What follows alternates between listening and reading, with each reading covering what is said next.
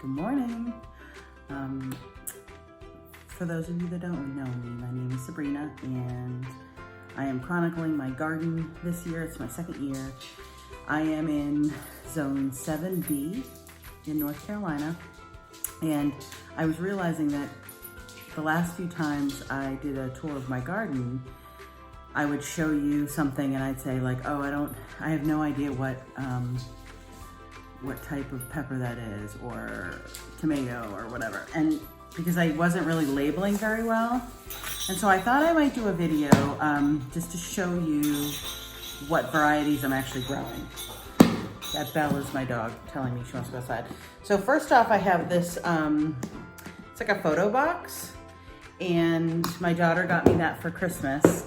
You can get it at Michael's, and it's perfect because you can put your seed packets in these little photo boxes. And so I just wrote with like Sharpie, like tomatoes on there. But I thought I would show you the varieties that I decided to grow. Peppermint. Okay, I'll let you out in a minute. I went a little nuts with tomato varieties. I think I have 17 tomato varieties, and I'm pretty sure most of them made it through. So I did an okay job labeling them, but I figured I'd show you anyway what you'll be seeing in the garden. So first off, I have a volunteer tomato plant in the garden. I'm pretty sure this is the one that it is. This is a Golden Jubilee cherry tomato, and really, really good. The kids loved eating those. I mean, we didn't grow that many, so my first year wasn't, I mean, it was okay, but it wasn't like really prolific. And I did a lot of things wrong. I didn't realize, you know, there's all these things you just learn as you go. So these barely made it in the house because the kids would eat them all. But I'm pretty sure this is the volunteer that's out there. So that's gonna be kind of fun to see. Also, when you order from Baker Creek, which is probably my favorite seed company to order from, they always send you a free one. So they sent me this white tomato, which is, I've never even had a white tomato, so I'm growing that. I think there's probably one out there. I think what I'll do differently next year is I will, since I'm growing so many varieties, I'll narrow it down and I will probably grow multiple plants of certain varieties that I really love. Brandywine Pink is one of the ones I'm growing. And I think this is a slicer. Yeah, these can be really big, like 1 to 2 pounds. Hillbilly tomato. Isn't that like, oh, I cannot wait. I was grocery shopping on my phone and I was looking at the tomatoes and I was like, I don't even want to buy any tomatoes. My favorite YouTube gardener, her name's Jess at Roots and Refuge Farm. If you don't follow her and you're interested in gardening, please follow her. But she always says that store-bought tomatoes taste like disappointment, and I agree. These early Cascade, this is a determinate variety, and I have mostly indeterminate, which means it'll grow an indeterminate amount of time and put off a lot of fruit as long as it's healthy. And these guys, determinate ones, this is like a container friendly, so I have some of these in containers. And these are really a little smaller, but they're still slicers. So I'm excited about that. Brandywine Black. I think, I have to go back out and look, but I'm pretty sure I might have killed one and then sold the other one or something. So hopefully I have one of those out there. This one I thought was dead from the frost. This is a black cherry tomato, and I just was out there and they look beautiful. So I'm super pumped about that, getting black cherry tomatoes. That's gonna taste so good. And then I think the thing too that's really fun about gardening, and for me makes this so much more fun, is growing things that you can't buy in the store. Because it's a lot of effort, honestly, it's a lot of work. And it costs money. Like, obviously, like a pack of seeds, this is Paul Robeson. I'm very pumped about these. I think I have 2 of these out there.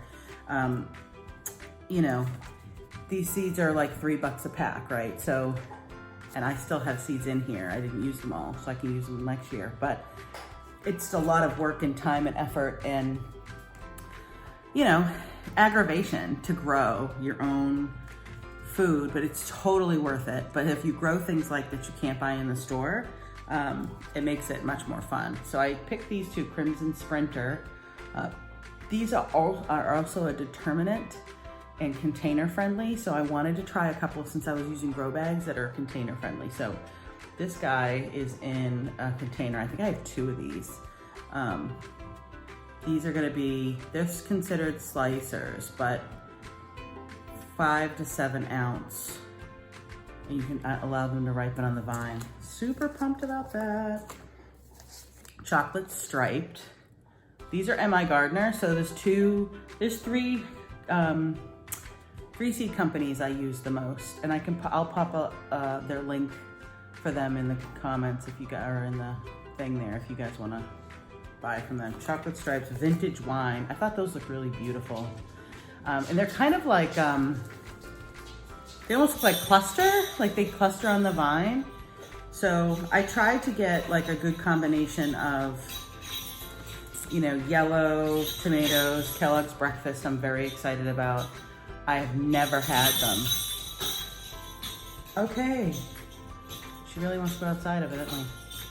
I've never had them and I've heard a lot. Amish Paste. This plant is not looking that good. But it's not very seedy on the inside, and I definitely want to learn how to can and preserve my own. So I wanted to, because this is really good for making like sauces and even your own tomato paste because it's not very seedy. But that plant doesn't look like it's doing super awesome. Mortgage Lifter. I'm excited about this. It's a big one, and it's like acidic and like the perfect tomato. Cherokee Purple. Travis really wanted some like purple and dark tomatoes, so I got a couple of those. These ones I got for the kids. They're called Tommy Toe, and they're just like these cute little like 1 ounce round tomatoes. So each kid has a Tommy Toe, or maybe it's Tiny Tim. I can't remember his Tiny Tim. These are super teeny tiny ones. I can't remember, but anyway, this one I'm super pumped about. Dr. White Cheese. I get these at MI Gardener. I'm really excited about those. Okay, so as you can see, I go out there and I'm like, oh, I have no idea what I'm growing, but it's very exciting. So then I'm doing some peppers that I want to show you. These plants, Sugar Rush Peach, these are the hot peppers. These plants are looking really good. So I'm feeling like we're gonna get a lot of production from these. And these are spicy. So Sugar Rush Peach, I'm thinking like how yummy would that be like in salsas, and because evidently I'm like a homesteader now, so I'm gonna be canning a lot. These are called Boquinto Peppers, and I just thought they looked really good. And I've never heard of them, but they're hot, and Travis wanted lots of hot peppers, so I decided to try a couple different varieties that he would really enjoy. These are like 5 different colors. That's like very exciting. Gotta be like beautiful on the plant. I'm actually seeing like a lot of peppers, so I'm kind of pumped about that. Like I just went out there and there's a good amount on there. So pumpkin spice jalapenos. They don't taste like pumpkin. They're just orange and fun. Craig's Grande jalapenos. I also have, not exciting packaging, but orange habaneros and banana peppers. So that's all my hot peppers. I'm just gonna show you the sweet peppers, and then, because this is getting kind of long and I don't want to like bore you. Although, if I'm honest, I can watch these kinds of videos actually get me excited because they give me ideas of what seeds to buy and try. And actually I watched, Jess has a video where she goes over, it's probably like legit 45 minutes long, and I watched the whole thing because I'm a dork. And she went over all of her favorite tomato varieties, and I'm pretty sure I wrote them all down and I bought them all.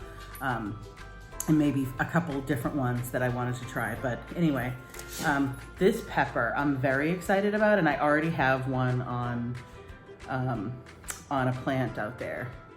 And these are not hot, so these are considered Sweetish Peppers.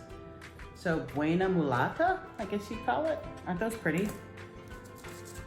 I've got lots of these plants because we eat a lot of peppers like that. Shishitos. I have probably 3 or 4 shishito pepper plants. This one I was really excited about. This is Botanical Interests, which is another really awesome seed company. And I thought these sounded really fun because it says it's a sweet, rich flavor reminiscent of roasted apples for salsa, and you can like pan fry them. So I have quite a few of these out there. Jimmy Nardello. And again, like you can't buy that in the store, so it makes it so much more fun. I decided to try chocolate bell peppers. Just something a little different. It's sweet, sounds like it's perfect for our family since we eat so many of them.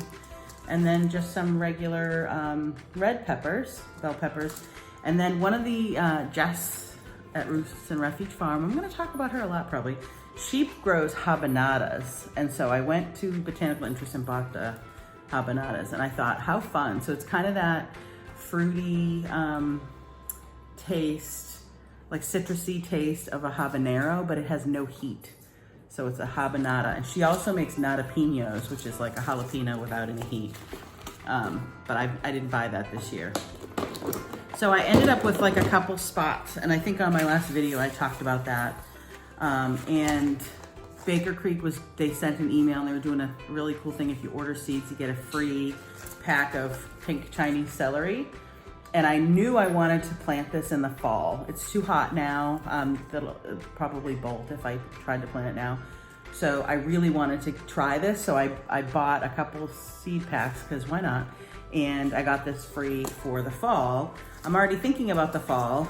This is my favorite green, Swiss Chard, 5-color Swiss Chard. And then I wanted to try okra, and I've never had okra, I don't think. I've definitely never grown it, and I've never even seen it grown. I've never bought it in the store.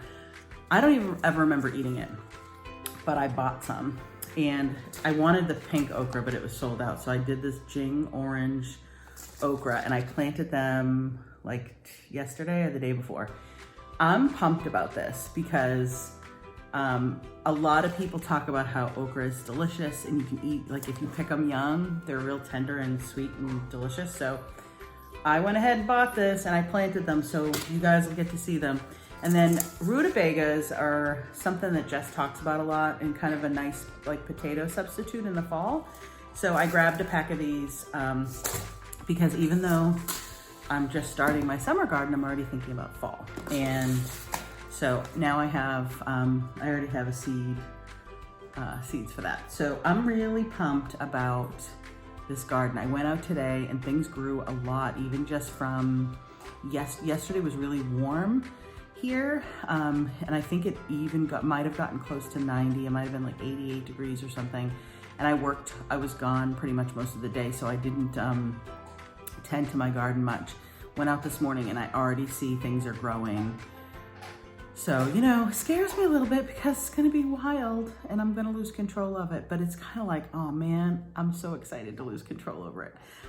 But things are really popping out there. So hopefully the next time I'll do a garden tour next week, and hopefully we'll see a lot of changes. All right, so those are the seeds that I'm growing, at least the tomatoes and the pepper seeds. If you guys are interested in seeing like the melons, I'm growing a couple of different melons and spaghetti squash, and they're really cool varieties. So let me know and I will do a video of that. So have a wonderful day, and I will see you soon.